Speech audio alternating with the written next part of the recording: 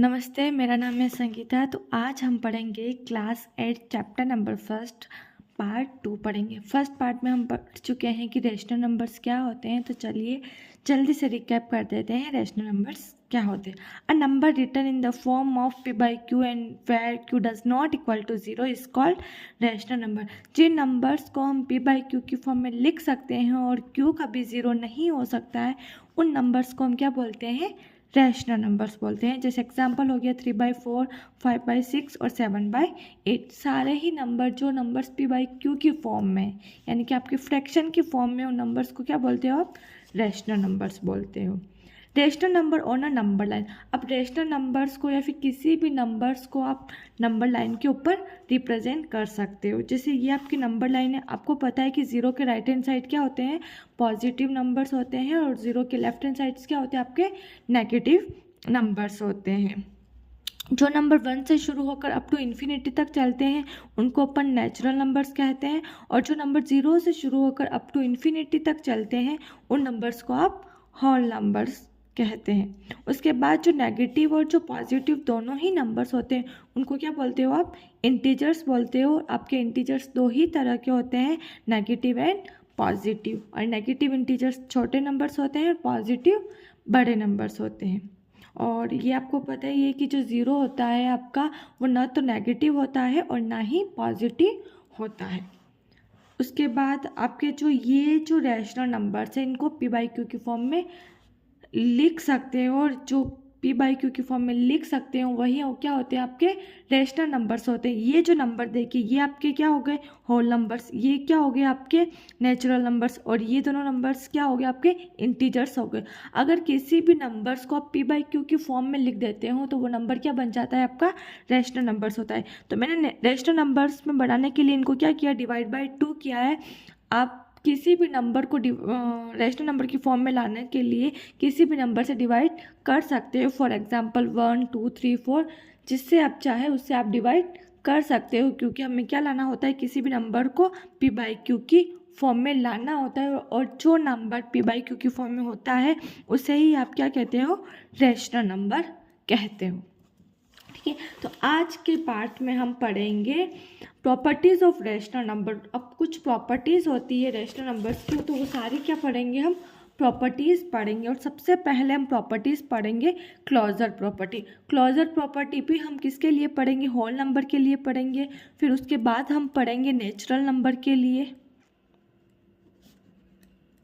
और उसके बाद हम पढ़ेंगे हम रैशनल नंबर के लिए,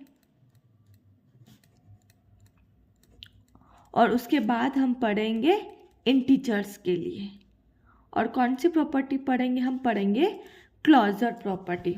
तो बेसिकली क्लोजर प्रॉपर्टी होती क्या है, क्लोजर प्रॉपर्टी क्या होती है।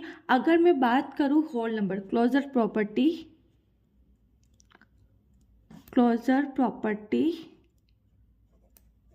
For whole number.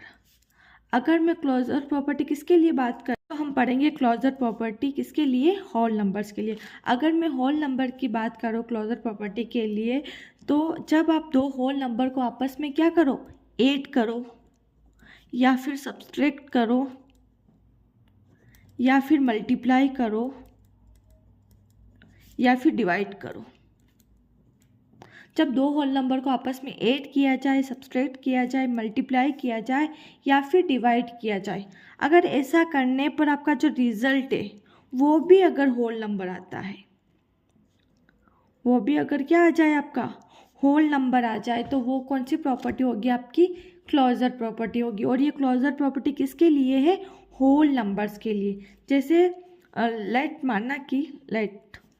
ए और बी क्या हो गए, आपके होल नंबर हो गए। यानी कि सबसे पहले हम पढ़ेंगे क्लोजर प्रॉपर्टी होल नंबर के लिए, किसके लिए पढ़ेंगे, हम एडिशन के लिए पढ़ेंगे। एडिशन के लिए देखिए, ए और बी क्या है, आपका होल नंबर है। ए प्लस बी जब मैं करती हूँ तो मुझे क्या मिलता है, सी मिलता है। फॉर एग्जाम्पल 3 + 4 मुझे क्या मिलेगा, 7 मिलेगा। और यहाँ पर आपका सी क्या है, सी भी क्या होना चाहिए, आपका होल नंबर ही होना चाहिए। दैट मीन्स क्या होगा, जब आप किसी भी दो होल नंबर को आपस में ऐड करते हो तो आपको हमेशा रिजल्ट क्या मिलेगा, होल नंबर ही मिलेगा। अगर ऐसा होता है तो क्लोजर प्रॉपर्टी अप्लाई होती है, और अगर ऐसा नहीं होता है, आपको होल नंबर नहीं मिल रहा है एज ए रिजल्ट, तो आपकी क्लोजर प्रॉपर्टी अप्लाई नहीं होगी। और याद रखना, क्लोजर प्रॉपर्टी केवल एडिशन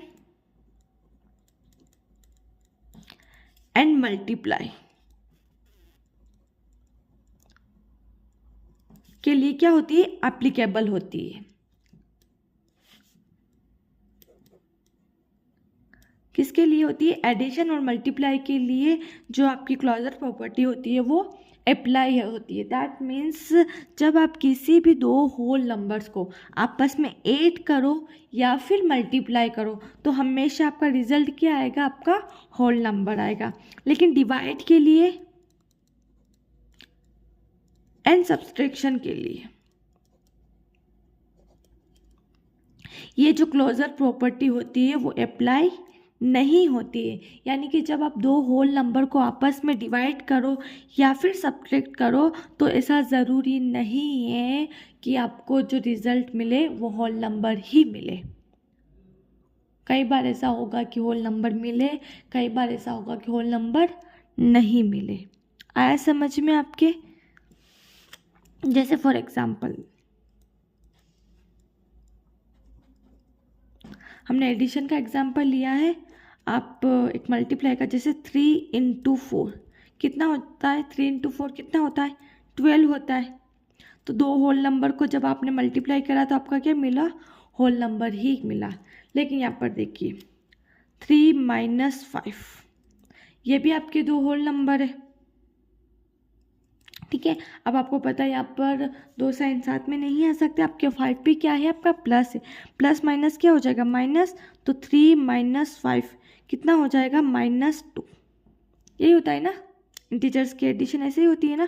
तो ये आपको क्या मिला है, -2। और आपको पता है कि जो -2 है वो नंबर लाइन के लेफ्ट हैंड साइड होती है, और जो लेफ्ट हैंड साइड वाले नंबर्स होते हैं वो आपके होल नंबर नहीं होते हैं। दैट मीन्स ये आपको होल नंबर नहीं मिला है। दैट मीन्स सब्सट्रैक्शन के लिए एप्लीकेबल नहीं है। देखिए डिवाइड के लिए देखिए, जैसे आपका 3/4 है, ये आपका क्या है, दोनों ही होल नंबर है। जब आप इसको डिवाइड करोगे तो आपको क्या मिलेगा, 0.75 ये मिलेगा। और आपको पता है ये पॉइंट में आ चुका है, दैट मीन्स ये क्या है, होल नंबर नहीं है। तो ये डिवाइड के लिए भी एप्लीकेबल नहीं होता है। क्या नहीं होती है, क्लोजर प्रॉपर्टी। क्लोजर प्रॉपर्टी किसके लिए एप्लीकेबल होती है, सो आपकी क्लोजर प्रॉपर्टी किसके लिए, एडिशन और मल्टीप्लाई के लिए एप्लीकेबल होती है, डिवाइड और सब्सट्रैक्शन के लिए नहीं होती है। सो क्लोजर प्रॉपर्टी क्या होती है, बेसिकली होल नंबर की बात करें तो दो होल नंबर को आपस में जोड़ने पर अगर आपको होल नंबर ही मिलता है तो वहाँ पर क्लोजर प्रॉपर्टी अप्लाई होती है। एडिशन में जब आप दो होल नंबर को आपस में जोड़ोगे तो आपको होल नंबर ही मिलेगा, दैट मीन्स एडिशन के लिए एप्लीकेबल होती है। सब्सट्रैक्शन में जब आप दो होल नंबर को आपस में सब्ट्रैक्ट करोगे तो होल नंबर नहीं मिलता है, मल्टीप्लाई में मिलता है और डिवाइड में नहीं मिलता है। दैट मीन्स एडिशन के लिए क्लोजर प्रॉपर्टी एप्लीकेबल है क्या, यस। सब्सट्रैक्शन के लिए नहीं, मल्टीप्लाई के लिए होती है क्या, यस। और डिवाइड के लिए नहीं होती है, ठीक है। क्लोजर प्रॉपर्टी नेचुरल नंबर्स के लिए हम पढ़ेंगे नेक्स्ट पार्ट में। आज के लिए बस इतना ही। सो मिलते हैं नेक्स्ट पार्ट में, तब तक के लिए खुश रहे और पढ़ते रहिए।